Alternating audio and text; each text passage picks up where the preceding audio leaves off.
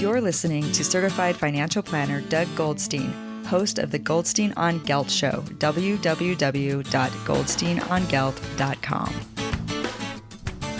I'm very excited to be talking today with Devin Carroll, who is a very experienced financial advisor, runs his own company, Carroll Investment Management, and he specializes in retirement issues.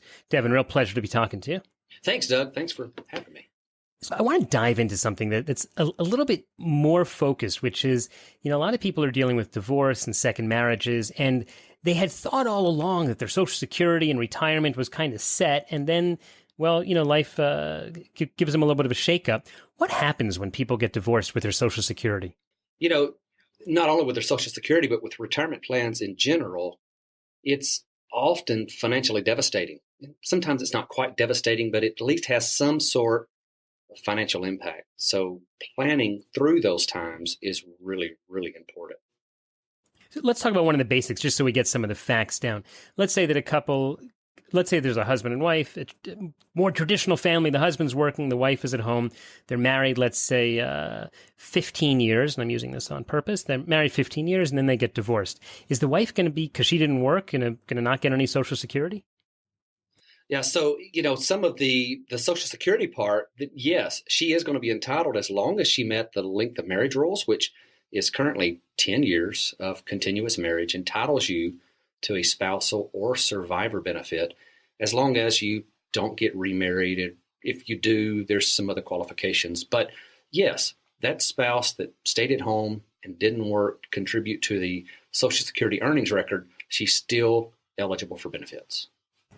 Okay, so that's very important, actually, and by the way, I've discovered, I'll tell you something interesting. I was speaking to a client, I work outside the United States, and most of my clients are expats. They're people who lived in the United States and then moved to Israel. And one of them said to me that she was married to a guy in England, and they were married about 12 years, and then they got divorced. And then I said, and I met her decades later, and I said to her, well, maybe you're entitled to national security, which is what they call it to national insurance, which is what they call it in England. Yeah. And she said, who knows? So I said, no, make a phone call. So she calls me next week. She says, you'll never guess. I just called England and I spoke to the national insurance, and they said, not only am I entitled, but I've been entitled for years, and they gave her some back pay as well. Yeah. So I don't know where everyone's from, but that's an interesting thing. So you mentioned if you get married again, does that ruin everything? Well, not necessarily, but it could. Here's what I tell my clients that come in to see me, whether it's on Social Security consulting or just retirement planning in general, that Social Security is important for everyone, but I think it's much more important for women. Now, that may be a little bit of a third rail to touch there, but I absolutely think that women need to make sure they're getting all the benefits they're entitled to. If you look at the 2016 numbers from Social Security, the average male's benefit was $16,398, and the average female's benefit was $12,520 per year. So there's a big discrepancy in the benefit amounts. And what do you attribute that to? Well, most of it is earnings record. But then if you look at single individuals and you take those numbers and you think, okay, so the man's getting a higher benefit, the female's getting a lower benefit, and then you look at the dependents on Social Security, there's a big discrepancy there as well. So that same Social Security report found that females depend on Social Security to meet just over 50% of their income needs. And men count on that Social Security for just around 36%. So men get a higher benefit and they're not as dependent on the income. Mm-hmm. So I see. So that's a real problem. So what would you advise women, younger women who are listening to the show? What should they be doing? It's not just younger women, but it applies to the older women as well. Make sure that you look at all your marital history when you're trying to decide how you're going to file for Social Security. It may not make sense to file just for your benefit. It may make sense to go for a spousal benefit. But here's the one thing that most people don't know. When you go in to file for Social Security, the administration is going to look at your immediate prior marriage and determine, is it your benefit or your immediate prior spouse's benefit that would give you the greatest benefit? They won't go any further. And so if you've had other marriages before your immediate prior marriage, you have to tell them about it. So I don't understand. I thought once you get, maybe I didn't, if you get married a second time, doesn't that sort of cancel out whatever benefits you might have gotten from your first marriage? I think it was Dean Martin. I can't remember the number of times he was married, but he was married multiple times. And at one point, he had 4 ex-spouses getting a Social Security spousal benefit off of his work record. So here's the way it works. Yes, it does cancel it out, except for this very small provision, until that marriage ends.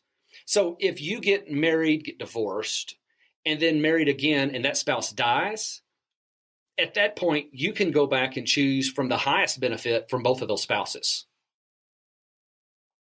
Interesting. Okay, so that's a real, it sounds like a lot of calculations that you can do. We're talking with Devin Carroll, who's the head of Carroll Investment Management, specializes in Social Security issues. He's, frankly, Devin, you've been sharing with us some very interesting and new information for a lot of people. It sounds like there are a lot of techniques for doing better at getting Social Security. What other tools should people know about? Just understand that when you go to file for Social Security, it's not this isolated decision that only impacts you. So this is not only for the women out there, it's for the men too, and really it's mainly for the men. So you have to think about, how is this going to impact my family?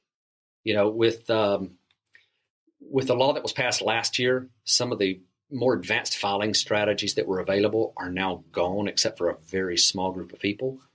And so now when you're filing for Social Security, you just have to stop and think, how is this going to impact me? And understand that it's probably going to impact your spouse either now or later.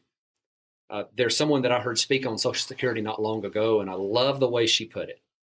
She said, when you file for Social Security, you have to think it's not what if I die, which is what we hear most men say when they say, Devin, I'm going to file at 62 because what if I die? She said, It's not what if I die. It's not, what if I die? It's, what if I live? What if you live to a very long age? How is that going to impact the amount of benefits that you're contributing to your overall family budget? Mm-hmm. Right, because people who wait longer, every year you wait to start collecting, the monthly amount you're going to get actually goes up. And so if you live longer than the average age, which half the people are going to do, then the total amount you're going to get from Social Security is going to be more. And for people who live extraordinarily long, if you live into your 90s, up to 100, the higher monthly checks you're going to get could actually be a very important part of your income. Absolutely. And then if you do die, if you do pass away early, then those higher benefits, if you delay those benefits, is simply going to increase the amount of survivor benefits that your surviving spouse will receive. Mm-hmm. I'll tell you one of the issues that we deal with here, which I'm guessing you don't see as much because I think you deal mostly with people in the U.S., but one of the provisions of Social Security is something called the Windfall elimination provision. It affects people in the U.S. also, but more overseas. And the issue that I see a lot in my business is that when an American who's paid into Social Security for a long time and then moves to Israel and works for a company here and gets a pension here, the windfall elimination provision actually will cut your Social Security by a formula, based on a formula they have, that is contingent upon how much of a foreign pension that you're getting. So people who for all these years were getting their Social Security reports all of a sudden discover that what they thought they were going to get, they don't get. So it's not just a question of strategy. It's a question of all of a sudden just the rules change, and literally a lot of people feel that the rug has been pulled out from under their feet. Yeah, you're right. That windfall elimination provision, that's one of the things that surprises so many people. As you stated, it pulls the rug out from under their feet because it is not listed anywhere on their Social Security statement. So if it shows that their benefit amount is going to be $1,500 a month, and then they go to apply, maybe having done retirement planning, expecting that $1,500 a month, and then they're told there's a $426 penalty for the windfall elimination provision on a monthly basis. What a surprise. Mm-hmm. Yeah. So to know all this and to understand it, you mentioned about someone who goes to Social Security. Do you think that just people should go to the Social Security office and get advised by the person who's there, who's going to give it to them? Or should they be going to these websites? Or do you really need a specialist? Does everyone really need a specialist because there's so many choices? The technicians at the Social Security office are a mixed bag. You have all the way from claims representatives all the way up to technical experts that work in these offices. And some of them know more than I will ever know about the program. But some of them just simply don't know anything. I've had clients get horrible advice at the Social Security office. So I would say that if something doesn't sound right, you need to keep doing your research. You need to keep calling. Call several offices. You're not stuck with calling the office just in your city or in your hometown. Keep calling until you get the answer that you think is right. Alternatively, you could find a financial planner that was knowledgeable in the area. Maybe. All right. Well, we're just about out of time, but maybe, Devin, you could tell us someone who might be such a financial planner, or just maybe where people could follow you and follow your work. Yeah, so Social Security Consulting is a service that I offer, and you can find out how to engage me at my website, socialsecurityintelligence.com. In the right-hand side, you'll see a section that says Need Help, and for an hourly basis, I can help you get all your stuff figured out there. And also have a retirement planning podcast, Big Picture Retirement. You can find that on iTunes or anywhere else that podcasts are found. All right, that sounds great, Devin. We will put links to that at the show notes of today's show at goldsteinongelt.com. I really appreciate your spending the time, and I look forward to speaking to you again soon. Thanks, Doug. You've been listening to the Goldstein on Gelt Show with money maven Doug Goldstein. Check out all of Doug's money ideas at goldsteinongelt.com.